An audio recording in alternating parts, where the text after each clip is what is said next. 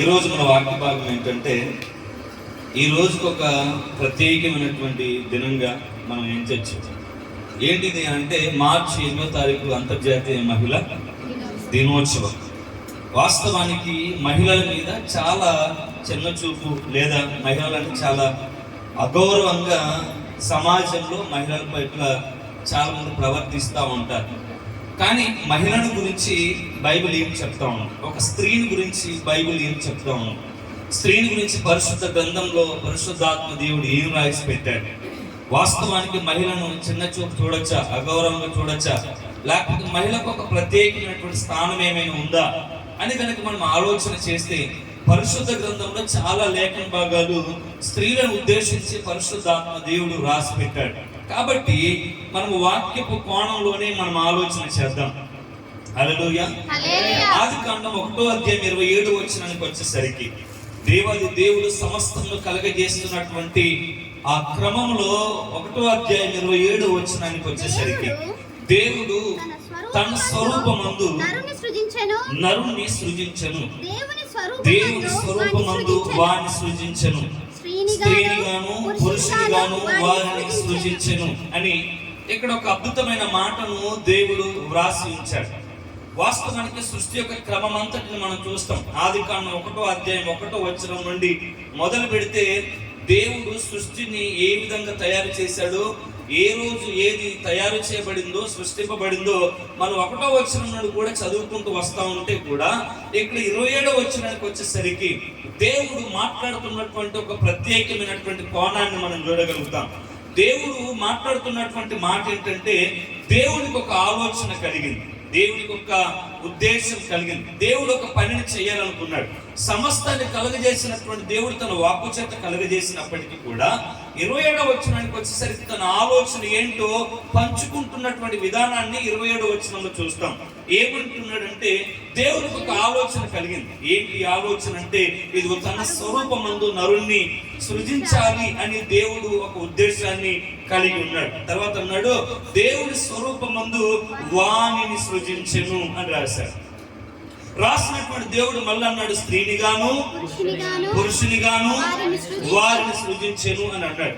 ఇప్పుడు పురుషుడే గాని సృష్టింపబడిన స్త్రీయే గాని ఎవరి పోలికలో ఉన్నారు అని అంటే దేవుడి పోలికలో ఉన్నారు. హల్లెలూయా, హల్లెలూయా.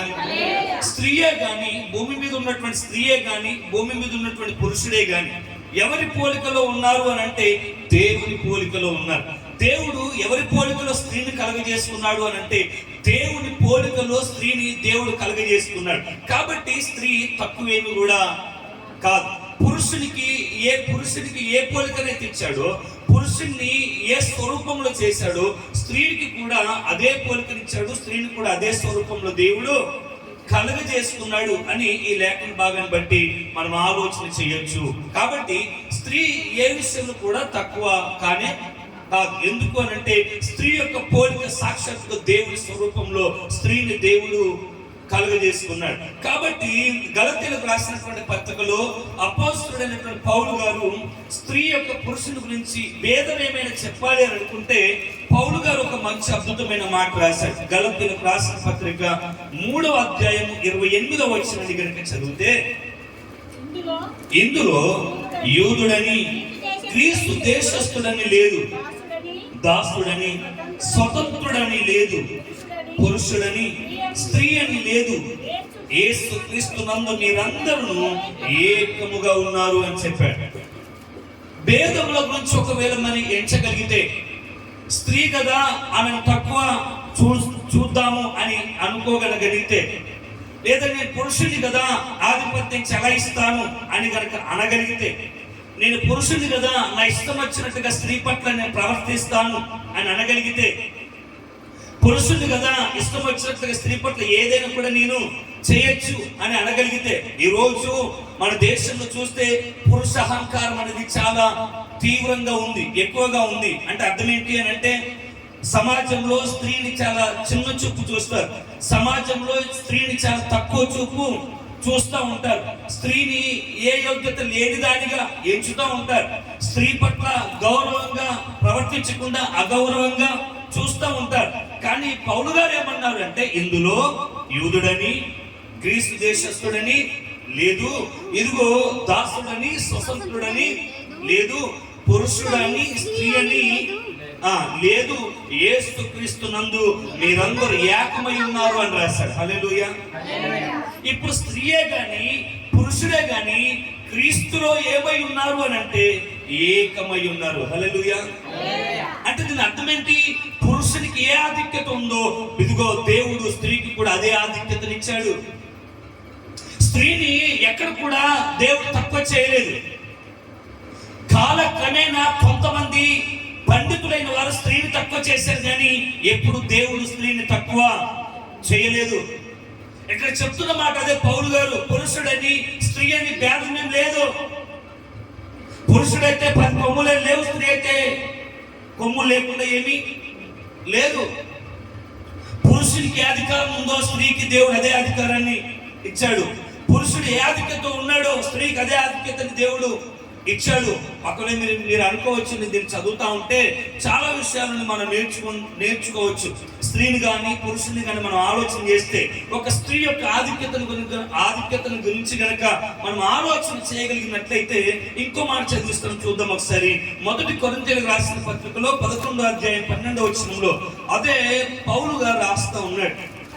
కొరింథీయులకు రాసినటువంటి మొదటి పత్రిక 11వ అధ్యాయం 12వ వచనంలో ఏమన్నాడంటే, స్త్రీ పురుషుడు నుండి ఎలాగ కలిగెనో అలాగే పురుషుడు స్త్రీ మూలముగా కలిగెను, కానీ సమస్తమైనవి దేవుని మూలముగా కలిగి ఉన్నవి అని రాశాడు. పౌలు గారు ఒక మంచి ఉద్దేశాన్ని బయలుపరుస్తా ఉన్నాడు. చాలా మందికి అది అర్థం చేసుకోగలిగితే చాలా బాగుంటది. పౌలు ఆలోచన ఏంటంటే, స్త్రీ పురుషుని నుండి ఎలాగ కలిగిందో అని చెప్తున్నాడు. హల్లెలూయా. చెప్పండి దగ్గరికి హల్లెలూయా చెప్పండి. ఎవరు నుండట? స్త్రీ పురుషుల నుండి ఎలాగ కలిగెనో. ఎక్కడ కలిగింది అని అంటే, ఏదెను తోటలో దేవుడు ఆదామును కలుగజేసిన తర్వాత గాడిదను కలుగజేసి అతని ప్రక్కటెముకలో ఒక ఎముకని దేవుడు తీసి స్త్రీని తయారు చేశాడు. అందుకే ఇక్కడ రాస్తాడు, ఏమన్నాడు? స్త్రీ పురుషుని నుండి ఎలాగ కలిగెను అలాగే ఇదిగో పురుషుడు స్త్రీ మూలంగా కలిగెను. పురుషుడు ఎవరి ద్వారా కలిగాడు? ఆ తరువాత సంతతంతటికి ప్రథమ పాత్ర పోషించింది ఎవరు అనంటే స్త్రీనే. ఒక్క స్త్రీ ఆదాము నుండి తీయబడింది. ఆ తరువాత సంతతంత ఎలా వచ్చింది అనంటే స్త్రీ ద్వారానే. స్త్రీ లేకపోతే నేటి తరాలు లేవు. స్త్రీ లేకపోతే నేటి సంతతి లేదు. స్త్రీ లేకపోతే అనగా తల్లి లేకపోతే అనగా మహిళలు లేకపోతే నేటి భావి తరాలకు భవిష్యత్ అనేది లేదు. ఇది చాలా మందికి అర్థం కానటువంటి విషయం. స్త్రీలను తక్కువగా చూస్తున్నటువంటి సమాజం ఒకసారి ఆలోచన చేస్తే, ఏ పురుషుడైనా కానీ ఏ స్త్రీ అయినా కానీ ఒక పురుషుడు ఒక ఆలోచన చేయాలి. ఏంటి ఆలోచన అంటే, హల్లెలూయా, ఏ ఆలోచన చేయాలి? ప్రతి పురుషుడు ఆలోచన చేయవలసినటువంటి విషయం ఏంటి అని అంటే, నేను నా తల్లి లేకపోతే ఈ భూమి మీదకి వచ్చేవాడిని కాదు. అంటే నేను భూమి మీదకి వచ్చాను అంటే దానికి మూల కారణం ఎవరంటే ఒక స్త్రీ. స్త్రీ లేకపోతే ఏ పురుషుడు కూడా భూమి మీద ఉండేవాడు కాదు. అలాంటి పురుషులు స్త్రీల మీద ఆధిపత్యం అధికారాన్ని చెలాయిస్తా ఉన్నారు. కానీ దేవుడు ఏ ఒక్క రోజు కూడా ఇదిగో పురుషులారా మీ భార్యల మీద లేదా మీకున్నటువంటి తల్లుల మీద లేకున్నటువంటి మీకున్నటువంటి అక్కజనుల మీద మీరు అధికారం చెలాయించండి, పెత్తనం చెలాయించండి, వారిని కొట్టచ్చు, వారిపై ఇష్టం వచ్చినట్టుగా మీరు ప్రవర్తించవచ్చు, ఏం చేసినా వారు బలహీనమైన ఘటమని చెప్పాడు కాబట్టి వారు మిమ్మల్ని ఏం చేయలేరు అని తక్కువ చూపు హీన చూపు చూడమని బైబిల్ ఎక్కడ కూడా చెప్పలేదు. కాబట్టి మనం ఆలోచించవలసిన విషయం ఏంటంటే, స్త్రీ లేకుండా ఈ లోకంలో సంతానోత్పత్తి అనేది లేదు. ఒక్క మాటలో చెప్పాలి అని అంటే, దేవుడు ఏ విధంగా ఆదామును కలుగజేశాడో నేటి తరం అంతటిని ఇదిగో సంతానోత్పత్తి కలుగజేస్తుంది కేవలం స్త్రీ మాత్రమే. కాబట్టి స్త్రీని ఒక్క మాటలో చెప్పాలంటే దైవంతో పోల్చవచ్చు, సమానం. దేవుడు ఏ విధంగా ఆదామును కలుగజేశాడో స్త్రీ కూడా దైవంతో సమానం. కానీ చాలా మందికి అర్థం కాని విషయం ఏంటంటే, ఆ స్త్రీలను చాలా తక్కువ చూపు చూస్తూ ఉంటారు, కానీ వాక్యం ఆ విధంగా చూడమని చెప్పలేదు. హల్లెలూయా, హల్లెలూయా, హల్లెలూయా, హల్లెలూయా.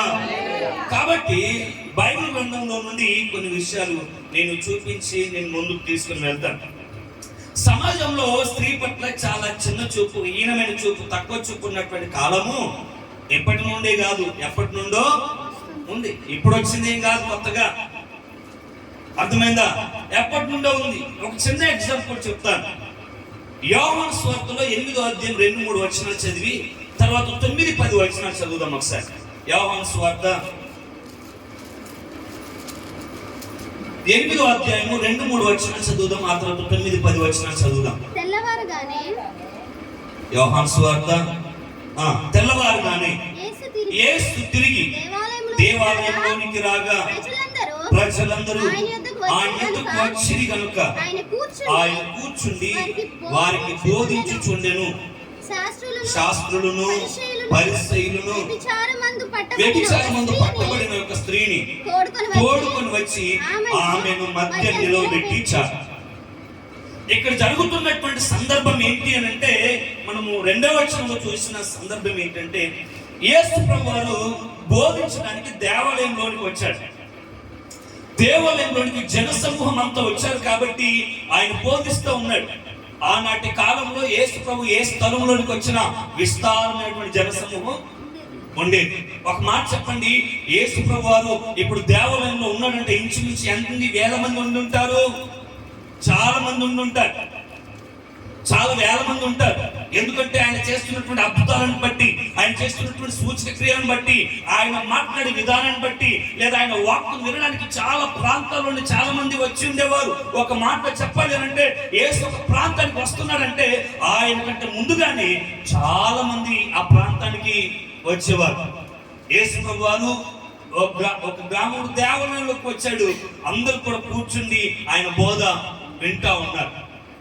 3వ వచనం అంటాడు, శాస్త్రులను పరిసయ్యులను వ్యభిచారములో పట్టబడిన ఒక స్త్రీని తోడుకొని వచ్చి అంతమంది సమాజంలో నిలబెట్టారు. వాస్తవానికి యేసు ఒక్కడు లేడు అక్కడ. ఒకరే ఉన్నారు. దేవాలయంలో అంత ముందు ఒక స్త్రీని నిలబెట్టి ఈమె వ్యభిచారం చేసింది, ఈమె పట్టబడింది అని పురుషులందరూ ఏం చేస్తామో తెలుసా? ఆధిపత్యం అధికారాన్ని చెలాయిస్తా ఉన్నారు. ఇప్పుడు తప్పు అనేది ఒకరి ద్వారా జరిగిద్దా, ఇద్దరి ద్వారా జరిగిద్దా? చెప్పాలి. తప్పు అనేది ఒకరి ద్వారా జరిగిద్దా, ఇద్దరి ద్వారా జరిగిద్దా? మరి ఇంకొకరు ఎక్కడికి పోయాడు? స్త్రీ వచ్చింది, కరెక్టే, స్త్రీని పట్టుకుని వచ్చారు. మరి పురుషుడు ఎక్కడికి పోయాడు? పురుషుడు కదా, తప్పించుకోవచ్చు. ఈ రోజు ప్రపంచంలో జరుగుతుంది అదే. అత్యాచారం చేయబడిన స్త్రీకి న్యాయం దొరకట్లేదు. పురుషులు కదా ఏం చేస్తా ఉన్నారు? తప్పించుకుంటా ఉన్నారు. అంటే నాటి నుండి నేటి వరకు పురుష ఆధిపత్యమే సమాజంలో నెగ్గుతా ఉంది. ఇక్కడ చదవని మాట, కొంచెమైన ఆలోచన ఉన్నది కదా వాళ్ళకి. సమాజ మందిరంలో చాలా మంది ఉంటారు. ఒక స్త్రీని తీసుకొని వచ్చి ఈమె వ్యభిచారం చేసిందని అంటే ఆమె మరలా సమాజంలో తలెత్తుకొని తిరగగలిగిద్దా? తిరగలేదు. కనీసం ఇంగిత జ్ఞానం ఉందా? పరిసయ్యులకు, శాస్త్రులకి ధర్మశాస్త్రం అంతా తెలుసు, ఆజ్ఞలన్నీ వారికి తెలుసు. అయినా కూడా ఒక స్త్రీని తీసుకొని వచ్చి ఇష్టం వచ్చినట్లుగా ఈమె వ్యభిచారం చేసిందని దేవాలయంలో అంత ముందు నిలబడితే ఆ తల్లి ఎలా తట్టుకోగలిగిద్ది? అంటే అంత తక్కువ చూపు సమాజంలో ఉంది. 9వ వచనం చదువు ఒకసారి, 9-10 వచనాలు. వారా మాట విని పెద్దవారు మొదలుకొని చిన్న వారి వరకు ఒకని వెంట ఒకడు బయటికి వెళ్ళిరి. యేసు ఒక్కడే మిగిలెను. ఆ స్త్రీ మధ్యన నిలవబడి ఉండెను. యేసు తల ఎత్తి చూచి, అమ్మా వారెక్కడ ఉన్నారు? ఎవరు నీకు శిక్ష విధింపలేదా అని అడిగినప్పుడు ఆమె లేదు ప్రభువా అనెను. అందుకు యేసు, నేను నీకు శిక్ష విధింపను, నీవు వెళ్ళి ఇక పాపము చేయకమని చెప్పాను. ఏం చెప్పాడా? ఏమన్నా మాట్లాడినాడా? వ్యభిచారం చేశావు, నువ్వు తప్పు చేశావు, నీకు ఇలా జరగవలసిందే, నీకు ఇలా అవలసిందే అని అన్నాడు ఆయన? అమ్మా ఎవరైనా నీకు శిక్ష విధించారా అంటే ఆమె అంటుంది, ఎవరు కూడా శిక్ష విధించలేదు ప్రభువా, అయితే నేను కూడా నీకు శిక్ష విధింపను, ఇక నువ్వు పాపము చేయకు అని ఎంత మంచిగా చెప్తా ఉన్నాడు, ఎంత మంచిగా చెప్తా ఉన్నాడు. పాపం చేయనటువంటి పురుషులు కానీ స్త్రీలు కానీ భూప్రపంచం మీద ఎవరు కూడా లేరు. కానీ పరిశుద్ధత కలిగిన దేవుడు, తీర్పు తీర్చే అధికారం ఉన్నటువంటి దేవుడు, ఆమెను ఖచ్చితంగా నువ్వు వ్యభిచారం చేసావని చెప్పగలిగినటువంటి ఆధిపత్యం కలిగినటువంటి దేవుడే. ఆయన అంటున్నటువంటి మాట ఏంటంటే, ఎవరు నీకు శిక్ష విధించలేదో నేను కూడా నీకు శిక్ష విధించను, ఇక నుండి నువ్వు పాపము చేయకు. ఇద్దరిని తీసుకొని రావాలి కదా, ఒక ఆమెను పట్టుకొని వచ్చారేంటి? అర్థమైందా? హల్లెలూయా. కాబట్టి సమాజం అంతా కూడా ఇలానే పగడిపోయింది. ఇప్పటికీ కూడా స్త్రీ అంటే చాలా చిన్న చూపు, స్త్రీ అంటే చాలా తక్కువ, చులకన, హీనంగా చూస్తూ ఉంటారు. ఇంట్లో కూర్చున్నంత మాత్రాన, భర్తగా తెచ్చిపెట్టినంత మాత్రాన ఆధిపత్యం అధికారం చెలాయించవలసిన అవసరం ఏమీ లేదు. చెలాయించే సమయంలో చెలాయించు, అదైనా జ్ఞానయుక్తంగా చేయాలి. కానీ ఇష్టం వచ్చినట్టుగా చేయకూడదు. ఏం తక్కువ నీకు? ఏం తక్కువ చేసి చెప్పు. ఒక మాటలో దీని గురించి చెప్పాలి అని అంటే, తల్లింటిని వదులుకొని, అందరిని వదులుకొని, ఇంటికి వచ్చేసి పిల్లలు కానీ నీ బట్టలు ఉతికేసి, నీకు అన్నం వండి పెట్టేసి, నీకు సమస్త సాయకుడి పని చేస్తూ ఉంటే ఇంకా స్త్రీలు ఎలా చూస్తానో తెలుసా? బానిసగా చూస్తుంది లోకం. ఒక పని మనిషిని పెట్టుకుంటే నెలకు 8,000-9,000 ఇవ్వాలి. అట్లా చూసుకుంటే ఇప్పటి వరకు ఆమె చేసిన పని అంటే 2,000 జీతం ఇవ్వాలి. అర్థమైందా? కాబట్టి భర్తలారా, భార్యని చిన్న చూపు చూడకండి. ఏం చేయాలి? బైబిల్ చెప్పింది, ఆమె ఒక బలహీనమైన ఘట్టమని జ్ఞానం కలిగి నువ్వు ఆలోచిస్తే, బలహీనమైన ఘట్టాన్ని ఇంకా పలగబట్టడు ఎవడు? జ్ఞానేనుడు. కానీ భర్తలు ఏం చేస్తారు తెలుసా? బలహీనమైన ఘట్టమని ఎంచి కూడా ఇంకా ఆమెలో ఉన్న బలహీనతను ఎత్తి చూపెట్టి మాట్లాంటారు. కానీ బైబిల్ అలా ఆమెను చెప్పలేదు. ఆమె బలహీనమైన ఘట్టమని నువ్వు తెలిస్తే ఆమెను మరీ ఎక్కువగా సన్మానించు అన్నాడు. ఆమెను మరీ ఎక్కువగా నువ్వు గణపరచు అన్నాడు. ఆమెను మరీ ఎక్కువగా ప్రేమించు అన్నాడు. కానీ సమాజం ఎడిపోతా ఉంది, ఏదిపోతా ఉంది. కాబట్టి మనం ఆలోచించవలసిన విషయం ఏంటంటే, స్త్రీకి, మహిళకు ఇవ్వవలసినటువంటి గౌరవాన్ని మనము ఖచ్చితంగా ఇవ్వాల్సిందే. హల్లెలూయా, హల్లెలూయా. స్త్రీ ఏ విషయంలో కూడా తక్కువ కాదు అని మనం బైబిల్ గ్రంథాన్ని చూస్తే మనం ఈజీగా చెప్పొచ్చు. శక్తి విషయంలో కావచ్చు, ఆలోచించే విషయంలో కావచ్చు, కష్టపడే విషయంలో కావచ్చు, లేకపోతే ఏదైనా పని చేసే విషయంలో కావచ్చు. ఇదిగో పురుషునికి స్త్రీ ఏ మాత్రం కూడా తగ్గకుండా పని చేస్తుంది. ఏ విషయంలో మనం ఆలోచన చేయి. పురుషుడు ఎంత కష్టపడగలడో స్త్రీ కూడా అంతగా కష్టపడే తత్వం ఉంది స్త్రీలో. ఎందుకనంటే పురుషుడు స్త్రీ ఇద్దరు కూడా దేవుని స్వరూపంలోనే కలగజేయబడ్డారు. పురుషునికి ఎంత ఆలోచన శక్తి ఇచ్చాడో దేవుడు స్త్రీకి కూడా అంతే ఆలోచన శక్తిని ఇచ్చాడు. పురుషుడు ఎంత కష్టపడగలడో స్త్రీ కూడా అంతకంటే ఎక్కువగా కష్టపడగలదు. పురుషుడు ఎంత ఆలోచించగలడో స్త్రీ కూడా అంతగా ఆలోచన చేయగలదు. ఏ విషయంలో కూడా స్త్రీ పురుషునికి తక్కువైనది కాదు అని చెప్పడానికి న్యాయాధిపతుల గ్రంథం 4వ అధ్యాయం 2-3 వచనాలు చదువుదాం ఒకసారి. న్యాయాధిపతుల గ్రంథం 4వ అధ్యాయం 2-3 వచనాలు. 4వ వచనం నుండి 8వ వచనం చదువుదాం. 2వ వచనం నుండి 8వ వచనం. 2 నుండి 8 వచనాలు. యెహోవా హాసోరులో ఏలు కానాను రాజైన యాబీను చేతికి వారిని అప్పగించెను. అతని సేనాధిపతి అన్యుల ఫరో చేతిలో నివసించిన సిసెరా అతనికి 900 ఇనుప రథములు ఉండును. అతడు 20 సంవత్సరాలు ఇశ్రాయేలీయులను కఠినమైన బాధ పెట్టగా ఇశ్రాయేలీయులు యెహోవాకు మొరపెట్టిరి. ఆ కాలమున లపీదోతునకు భార్య అయిన దెబోరా అను ప్రవక్త ఇశ్రాయేలీయులకు న్యాయాధిపతిగా ఉండెను. ఆమె ఎఫ్రాయిముల మాన్యమందలి రామాకును బేతేలుకును మధ్యనున్న దెబోరా సరళ వృక్షం క్రింద తీర్పు తీర్చు కూర్చుండుటకద్దు, తీర్పు చేయుటకై ఇశ్రాయేలీయులు ఆమె యొద్దకు వచ్చుచుండిరి. ఆమె నఫ్తాలి కేదేశులో నుండి అబీనోయము కుమారుడైన బారాకును పిలువనంపించి అతనితో ఇట్లనెను, నీవు వెళ్ళి నఫ్తాలీలలోను జెబూలూనియలోను 10,000 మంది మనుషులను తాబోరు కొండ ఎదుగు రప్పించును. నేను నీ దగ్గరకు యాబీను సేనాధిపతి అయిన సిసెరాను, అతని రథములను, అతని సైన్యమును కీషోను ఏటి యొద్దకు కూర్చి నీ చేతికి అతనిని అప్పగించదనని ఇశ్రాయేలీయుల దేవుడైన యెహోవా సెలవిచ్చిందా లేదా అని దెబోరా చెప్పగా, బారాకు, నీవు నాతో కూడా వచ్చిన ఎడల నేను వెళ్ళదును గాని, నీవు నాతో కూడా రాని ఎడల నేను వెళ్ళదని ఆమెతో చెప్పాను. అప్పుడు ఆమె, నీతో నేను అగత్యముగా వచ్చేదను, అయితే నీవు చేయి ప్రయాణం వలన నీకు ఘనత కలగదు. యెహోవా ఒక స్త్రీ చేతికి సిసెరాను అప్పగించునని చెప్పి తాను లేచి బారాకుతో కూడా కేదేశులకు వెళ్ళెను. హల్లెలూయా. ఎవరు కనపడతా ఉన్నారు ఇక్కడ? ఎవరు? దెబోరా. న్యాయాధిపతులు ఏలుతున్నటువంటి కాలంలో దెబోరాను దేవుడు ఒక న్యాయాధిపతిగా ఎన్నుకున్నాడు. దెబోరా ఒక స్త్రీగా కదా. దేవుడు పురుషులు, ఇంకా ఇశ్రాయేలులో చాలా మంది పురుషులు ఉండినప్పటికీ కూడా దెబోరాను ఒక న్యాయాధిపతిగా దేవుడు ఎందుకున్నాడు?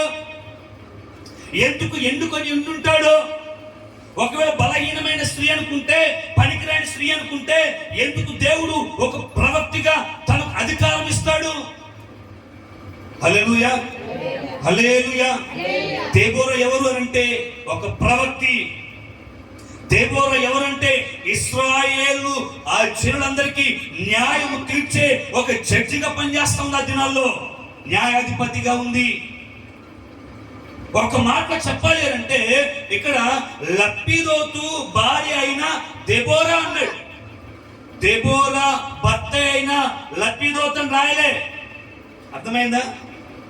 ఏమని రాశాడు దేవుడు?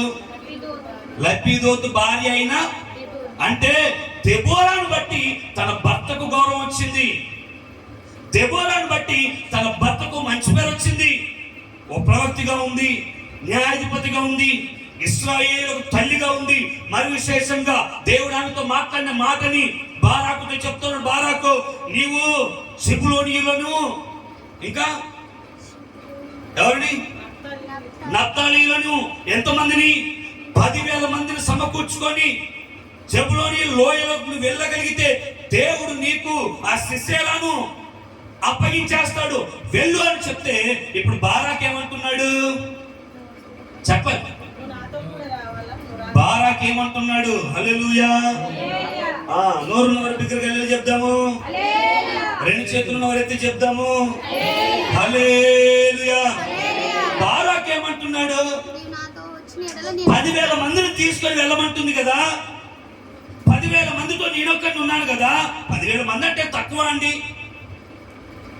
10,000 మందిని తీసుకొని వెళ్ళు, దేవుడే సాక్షాత్తుగా సిసెరాను చేతికి అప్పగిస్తానని దేవుడు మాట్లాడు, కష్టంగా అప్పగిస్తాడు. నేను రాకపోయినా పర్లేదు, నువ్వు వెళ్ళు అని చెప్పింది దెబోరా. అప్పుడు బారాక్ ఏం చేయాలి? వెళ్ళిపోవాలి. కానీ బారాక్ ఏమంటున్నాడు? నువ్వు రాకపోతే నేను వెళ్ళను. బలహీనమైన స్త్రీయే కదా సమాజం అనుకున్నట్టుగా, ఎందుకు పనికిరాని స్త్రీయే కదా సమాజం అనుకున్నట్టుగా, చేయడానికి ఏ శక్తి లేదనుకునే స్త్రీయే కదా సమాజం అనుకున్నట్టుగా. ఒక పురుషుడే స్త్రీ యొక్క బలం మీద ఎందుకు ఆధారపడాలి? ఒక పురుషుడు స్త్రీ లేకపోతే నేను పోనని ఎందుకు చెప్పాలి? ఈ మాట చదివితే నాకు ఒకటే అర్థమైందని తెలుసా? ఒక స్త్రీ 10,000 ఒక్క మనిషితో సమానం. అర్థమైంది? ఒక్క స్త్రీ శక్తి సామర్థ్యం ఏంటో తెలుసా? 10,000 మంది పురుషులు వచ్చిన నీ పోనన్నాడు, కానీ ఒక్క స్త్రీ వస్తే నీ పోతానన్నాడు. ఒక మాట చెప్పాలంటే 10,000 ఈక్వల్ టు దెబోరా ఒకటే. 10,000 మందితో సమానం ఒక దెబోరా.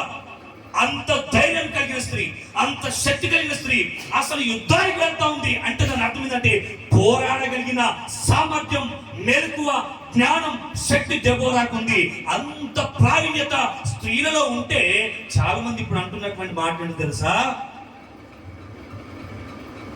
ఏంటి? స్త్రీ ఎందుకు కూడా పనికి కాదు, స్త్రీ అన్ని విషయాలలో జీరోని కాదు కాదు కాదు, ఏ విషయంలో కూడా కాదు. నేను ఒక మాట చెప్పనా, ఉన్న వాస్తవం, ఏ పురుషుడు కానీ స్త్రీ లేకపోతే బ్రతకలేడు. ఇది 100% వాస్తవం. పురుషుడు లేకపోతే స్త్రీ ఈజీగా బ్రతికిద్ది.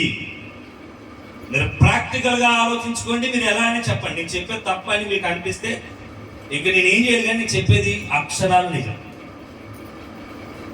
స్త్రీకి పురుషునికి స్త్రీ తోడు లేకపోతే పురుషుడు ఉండలేడు. కానీ అదే స్త్రీ పురుషుడు లేకపోయినా సమాజంలో బ్రతకగలిగింది. పురుషుడు ఉండలేడండి అసలు. వల్ల కూడా చిన్న ఎగ్జాంపుల్ చెప్పు. నీవు మీ ఇంటిని పుట్టింటిని వదిలిపెట్టి మీ అమ్మగారి ఇంటికి పోయి ఒక వారం 2 వారాలు ఉండు.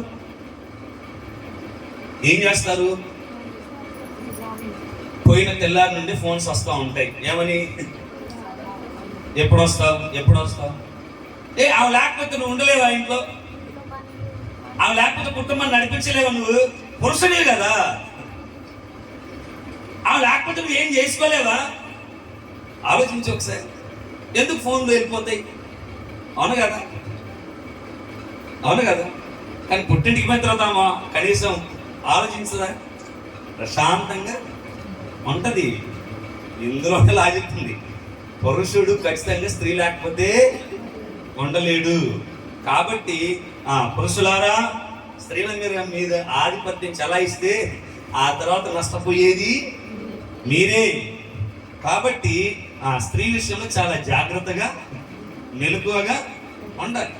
ఎటు మాట్లాడి చెప్పాలి, అవునా?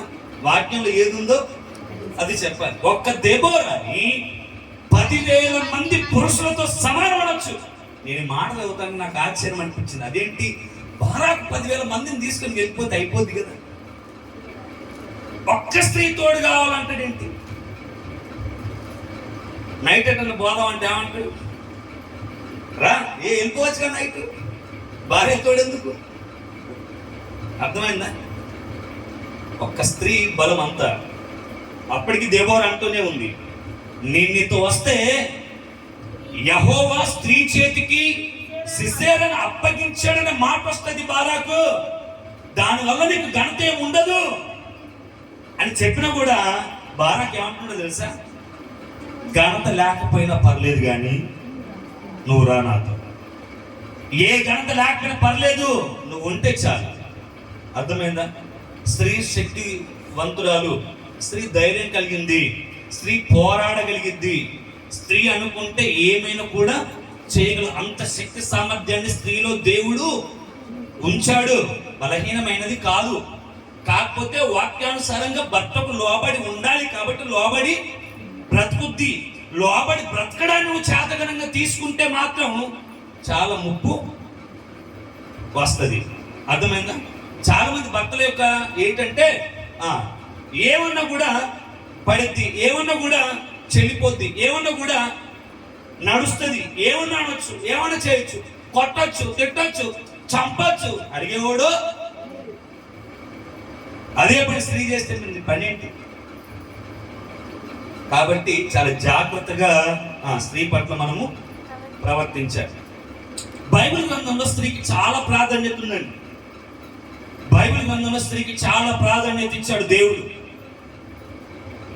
నాకు తెలిసి ఎంత ప్రాధాన్యతనిచ్చాడో నేను సువార్తలోనే 4 విషయాలు చూపించి నేను ముగించేస్తాను. స్త్రీ యొక్క గౌరవాన్ని దేవుడు సృష్టికర్త యేసుక్రీస్తు వారు, తండ్రి అయినటువంటి దేవుడు కాదు, యేసుక్రీస్తు వారు భూమి మీదకి వచ్చి స్త్రీకి ఇవ్వవలసినటువంటి ఘనతను ఎలా ఇచ్చాడో 4 సందర్భాలు చూపిస్తాడు. స్త్రీలు కూడా పురుషుల్లో ఏమాత్రం కూడా తక్కువ కాదు. స్త్రీలు పురుషులతో పాటు కూడా సమానంగా వారు ఏ పనైనా చేయగలరు అని దేవుడు మనకు లేఖనాలు చాలా మన ముందు పెట్టాడు. ఎందుకు ఈ మాట చెప్తున్నానంటే ఈరోజు మహిళ దినోత్సవం. కాబట్టి ఈ రోజు మన సందర్భం అనేది దొరికింది. మొట్టమొదటిది చూద్దాం ఒకసారి. మత్తయి సువార్త 26వ అధ్యాయం 6వ వచనం 7వ వచనం. మత్తయి సువార్త 26వ అధ్యాయం 6, 7 వచనాలు, ఆ తర్వాత 10వ వచనం. యేసు బేతనియలో కుష్ఠరోగి అయిన సీమోను ఇంట ఉన్నప్పుడు ఒక స్త్రీ మిక్కిలి విలువగల అత్తరు బుద్ధి తీసుకొని ఆయన ఎదుకు వచ్చి ఆయన భోజనము కూర్చునగా దానిని ఆయన తల మీద పోసెను. 10వ వచనం. యేసు ఆ సంగతి తెలుసుకొని ఈ స్త్రీ నా విషయమై ఒక మంచి కార్యం చేసెను, ఈమెను మీరు ఎలా తొందర పెట్టుచున్నారు? హల్లెలూయా. ఏ కార్యం చేసిందట ఈ స్త్రీ? ఒక మంచి కార్యం చేసెను. మీరేలా ఈ స్త్రీని తొందర పెట్టుచున్నారు? అందరూ సనుక్కుంటా ఉన్నారు, గునుక్కుంటా ఉన్నారు. ఇంత వెలగల అత్తరును తీసుకొని ఎందుకు ఈ పని చేస్తా ఉంది?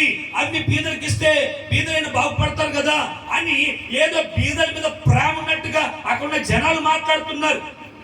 ఇదంతా విన్నటువంటి యేసయ్య అంటున్నటువంటి మాట ఏంటంటే, ఈమె చేసిన కార్యము చెడ్డదన్నాడా? మంచి కార్యం చేసింది. ఒక మాట చెప్పాలంటే దేవుడు స్త్రీకి ఇచ్చినటువంటి ఆధిక్యత ఏంటంటే అక్కడ రాసింది, ఆయన తల మీద అత్తరు పోసెను. అభిషేకానికి గుర్తు ఒక మాట చెప్పాలంటే,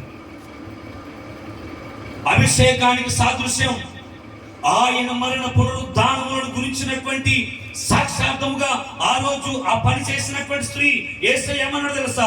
ఈమె చేసినటువంటి పని ఇదిగో ఈ భూమి ఎప్పటి వరకు నిలిచి ఉంటుందో అప్పటి వరకు కూడా అనేకులు మాట్లాడే మంచి పని చేసింది. ఈమె ఎంత ఆధిక్యతనిచ్చాడండి! సాక్షాత్తుగా యేసుక్రీస్తుని అభిషేకింపగలిగినటువంటి స్థాయిలో స్త్రీని పెట్టాడు దేవుడు. హల్లెలూయా. ఆ ఇంటి యజమానుడు కూడా ఆ పని చేయలేదు. తల మీద నూనె పోసను. నువ్వు స్త్రీ కదా, తల మీద నూనె పోస్తావు, అసలు ఎలా ముడతావు అని ఏమన్నా మాట్లాడా? కొన్ని ప్రాంతాల్లో, కొన్ని ప్రదేశాల్లో, కొన్ని ప్రాంతాల్లో మళ్ళీ చెప్తున్నాను, కొన్ని ప్రాంతాల్లో, కొన్ని ప్రదేశాల్లో అసలు దేవుడి దగ్గరికి వెళ్ళడానికి కూడా స్త్రీలకు అవకాశం లేదు. అర్థమైందా? గుడిలోకి వెళ్ళి దేవుణ్ణి ఆరాధించడానికి స్త్రీలకు అవకాశం లేదు. ఇంకొక మాట అంటాను, స్త్రీలు బయట ఉన్నప్పుడు అసలు స్త్రీలను గుళ్ళోనికి కూడా రానివ్వరు. వస్తే అంటైపోతాడట. దేవుడే తాత్పరిశుద్ధుడైతాడు. నాకు అర్థం కాదు. దేవుడు ఎలా అంటైతాడు? రానివ్వరు. స్త్రీని స్వేచ్ఛగా ఆరాధన కూడా చేయనియరు. స్వేచ్ఛగా మందిరంలోకి, గుడిలోనికి వెళ్ళి స్త్రీ దేవుణ్ణి మనసారా పూజించుకునే అవకాశం కూడా సమాజంలో లేదు. ఎందుకు అనంటే స్త్రీ చాలా తక్కువ చూపు. మగోళ్ళు వెళ్ళి మాత్రమే ఆరాధన చేయాలట. ఈమె వెళ్ళకూడదు, ఈమె ఇంట్లోనే ఉండాలి. అలా ఎక్కడ చెప్పింది? ఏ పద్ధతులు? మనుషులు కల్పించుకున్న పద్ధతులు ఇవన్నీ. ఆమె బయట ఉన్నప్పుడు అసలు మందిరానికి వెళ్ళొద్దంట. మందిరానికి వెళ్ళి ఏ అభిషేకాలు చేయొద్దు. అభిషేకాలు చేస్తే ఏమవుతుంది? దోషం వచ్చేస్తుంది, పాపం వచ్చేస్తుంది, దేవుడి కోపం వచ్చేస్తుంది, దేవుడికి కూడా ముట్టుడు అయిపోద్ది. దేవుడికి ముట్టుడు ఎట్లా నాకు అర్థం కాదు. కొన్ని ప్రాంతాల్లో జరుగుతున్నటువంటి చెప్పాలి మూఢనమ్మకాలు అనొచ్చు. ఒక మాట చెప్పాలంటే పనికి మాలినతనం, ఆలోచన లేనటువంటి స్థితి. కానీ యేసు ప్రభు దగ్గరికి ఆ స్త్రీ రాగానే నువ్వు స్త్రీ కదా అని ఆయన దూరం పెట్టలేదు. పురుషుడు యేసును ముట్టడానికి ఎంత అధికారం ఉందో అదే స్త్రీ యేసును ముట్టడానికి కూడా అదే అధికారాన్ని ఇచ్చాడు. సమానత్వం ఇచ్చాడు. దేవుడు పక్షపాతి కాదు. దేవుడు పురుషుని ఒకలా చూడడు, స్త్రీని ఒకలాగా చూడడు. దేవుడు పురుషుణ్ణి, స్త్రీని ఒకలానే చూస్తాడు. అది దేవుడికి ఉన్నటువంటి గొప్పతనం. స్త్రీకి ఇచ్చినటువంటి మొట్టమొదటి ఆధిక్యత ఇది. క్రీస్తుని అభిషేకించే ఆధిక్యతను దేవుడు స్త్రీకి ఇచ్చాడు. రెండోది చూద్దాం ఒకసారి, లూకాసు వార్త 8వ అధ్యాయం 1-2 వచనాలు చదువుదాం ఒకసారి. లూకాసు వార్త 8వ అధ్యాయం 1-2 వచనాలు. త్వరగా లూకాసు వార్త 8వ అధ్యాయము 1-2 వచ్చిన త్వరగా. వెంటనే ఆయన దేవుని రాజ్య సువార్తను తెలుపుచు ప్రకటించుచు ప్రతి పట్టణములోను ప్రతి గ్రామములోను సంచారము చేయుచుండగా 12 మంది శిష్యులను అపవిత్రాత్మలను వ్యాధులను పోగొట్టబడిన కొందరు స్త్రీలను అనగా 7 దెయ్యములు వదిలిపోయిన మగ్దలేని అనబడిన మరియయు హేరోదు యొక్క గృహ నిర్వాహకుడగు కూజా భార్యయగు యెహోన్నాయు సుసన్నాయు ఆయనతో కూడా ఉండిరి. హల్లెలూయా. రెండోది చెప్పే మాట ఏంటి తెలుసా? యేసు క్రీస్తుతో చాలా మంది అనే మాట ఏంటంటే 12 మంది శిష్యులు మాత్రమే వెంబడించారు. 12 మంది అపోస్తలులు మాత్రమే వెంబడించారు. కాదు కాదు కాదు. ఎవరు? స్త్రీలు కూడా స్వార్థ పనిలో ఉన్నారు. స్త్రీలు కూడా యేసుని వెంబడించారు. కేవలము పురుషులు మాత్రమే శిష్యులు కాదు, స్త్రీలు కూడా దేవునికి శిష్యులే.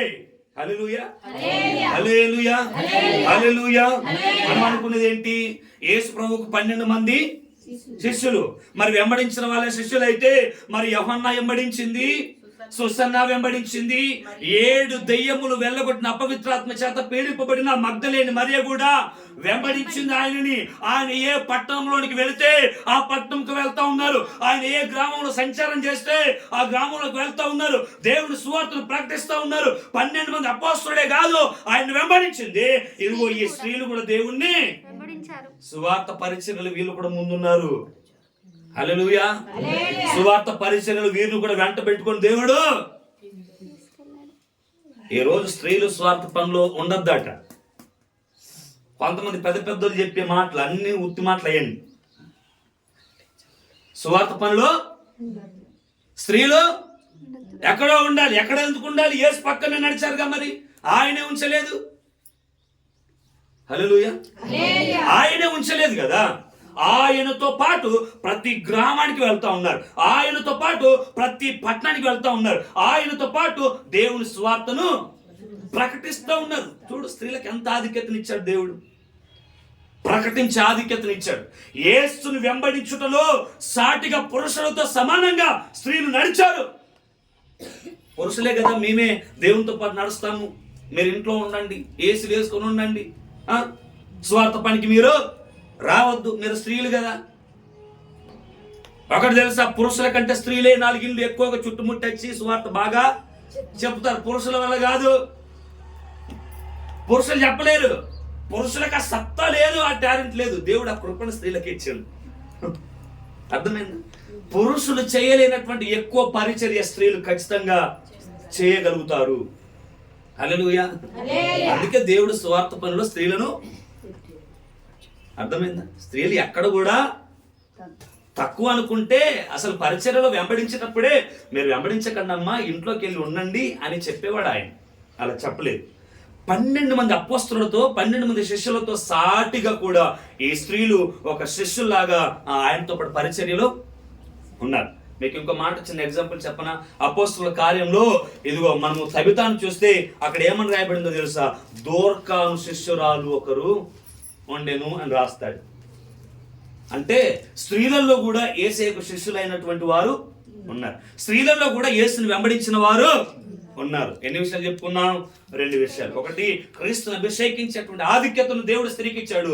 రెండోది, క్రీస్తుతో పాటు సమముగా, పురుషులతో పాటు సమముగా నడవగలిగి దేవుడు సువార్తను ప్రకటించే ఆధిక్యతను దేవుడు స్త్రీలకు ఇచ్చాడు. హల్లెలూయా హల్లెలూయా హల్లెలూయా.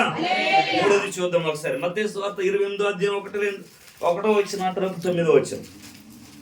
మత్తయి సువార్త 28వ అధ్యాయం 1 వచ్చిన 9వ వచనం. విశ్రాంతి దినము గడిచిపోయిన తర్వాత ఆదివారమున తెల్లవారుచుండగా మగ్దలేని మరియయు వేరొక మరియయు సమాధిని చూడవచ్చును. 9వ వచనం.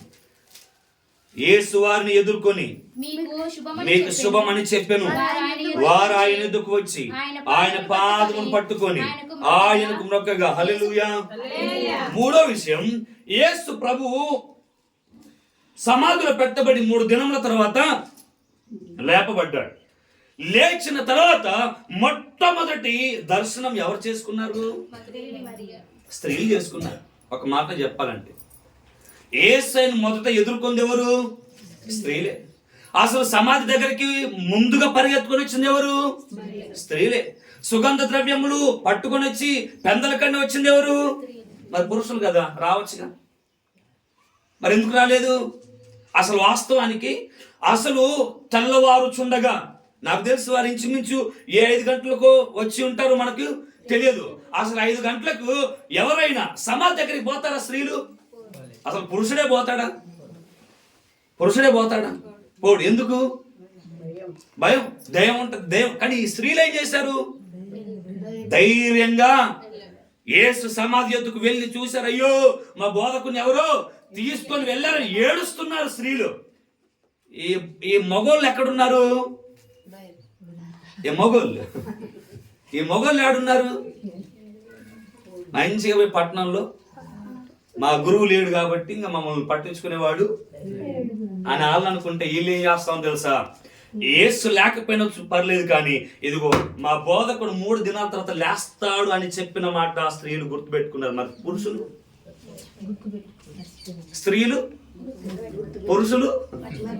అంత జ్ఞానం ఉండదు పురుషులకి. పెందల కన్ను లేచే సమాధిని సిద్ధపరచడానికి వెళ్ళి మొట్టమొదటిగా యేసు ప్రభు వారు ఎవరికి తన్ను తాను ప్రత్యక్షపరుచుకున్నాడు అని అంటే స్త్రీలకే ప్రత్యక్షపరుచుకున్నాడు. స్త్రీలకే ఆయన కలుసుకున్నాడు. పురుషుల దగ్గరికి వెళ్ళొచ్చుగా, మరి నీ పురుషుణ్ణి కదా, పురుషులకే కనబడతాను అనుకోవచ్చుగా. అనుకోలేదు. అంటే మొట్టమొదటి ప్రత్యక్షత కూడా దేవుడు స్త్రీలకే ఇచ్చాడు. ఇప్పుడు చెప్పండి, స్త్రీలేం తక్కువ కాదు. అసలు ఈ 4వ మాట చెప్తే ఇంకా మీరు ఏమంటారు చూద్దాం ఒకసారి.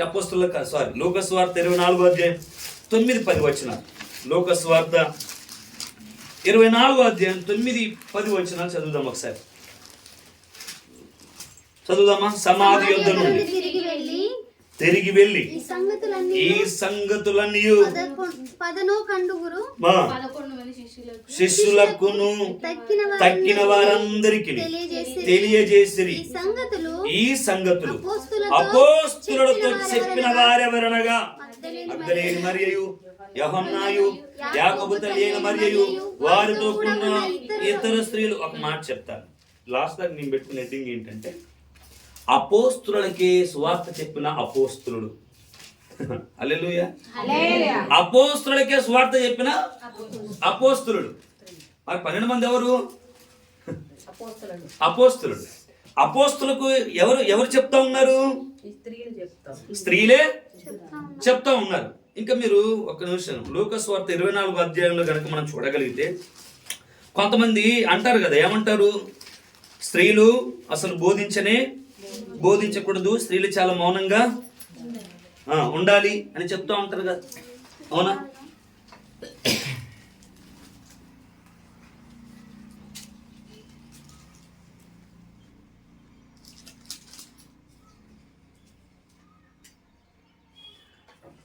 వాస్తవానికి మీరు వెళ్ళి 11 మందితో చెప్పమన్నది ఎవరో తెలుసా? ఎవరన్నారు తెలుసా ఆ మాట? సాక్షాత్తుగా యేసు ప్రభు అన్నాడు. ఇదేంటి ఈ సందర్భం జరిగింది కదా. లూకా సువార్త 24వ అధ్యాయం 9వ వచనం తర్వాత సమాధి యొద్ద నుండి తిరిగి వెళ్ళి ఈ సంగతులన్నీ 11 శిష్యులకు తక్కిన వారందరికీ తెలియజేసిరి. ఈ సంగతులు అపోస్తలులతో చెప్పిన వారెవరు? అసలు ఎవరు చెప్పమన్నారో తెలుసా? ఎవరు చెప్పమన్నారు?